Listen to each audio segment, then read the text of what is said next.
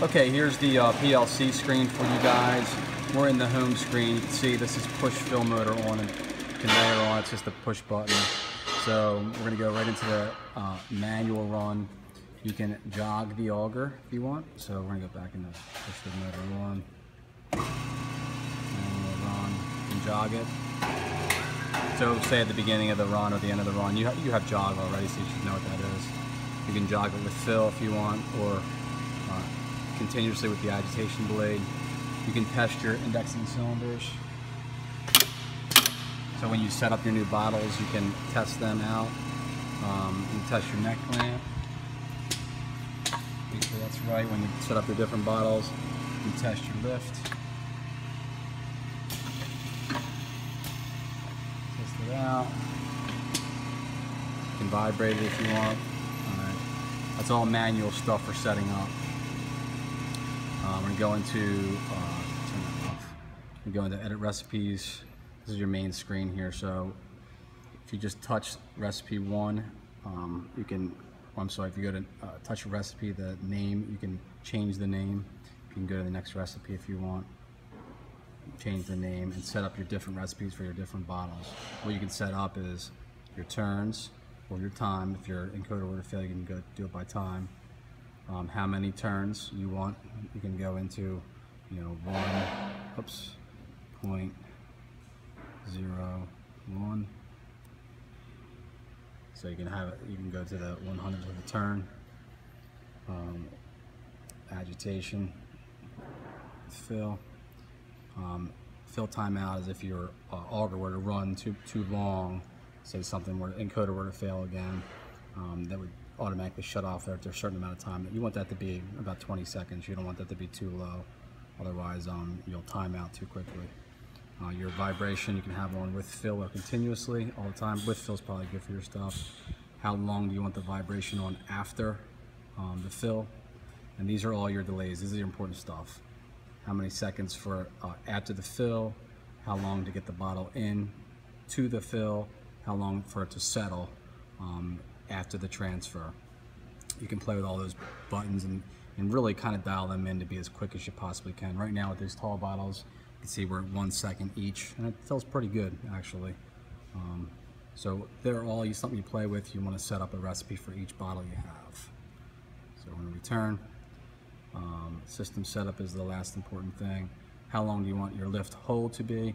Now your lift is important. We have it set up down here.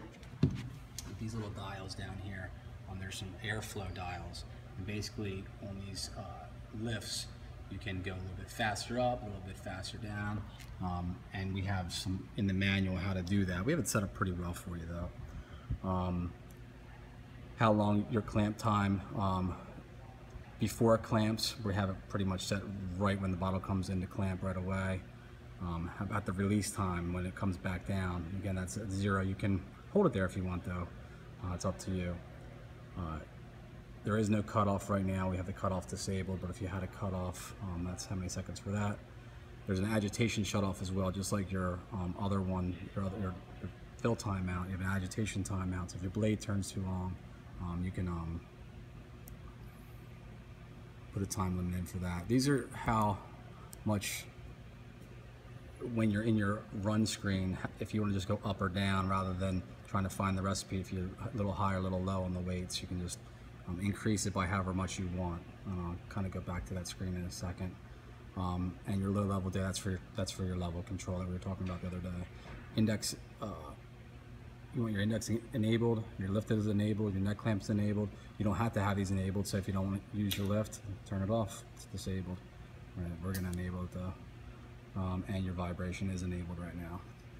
So let's go into auto run. You can see right here is the turns, and then if you wanted a little more, it would increase by 0.25. You can do whatever increase you want back to that other screen. You have a production counter right on here.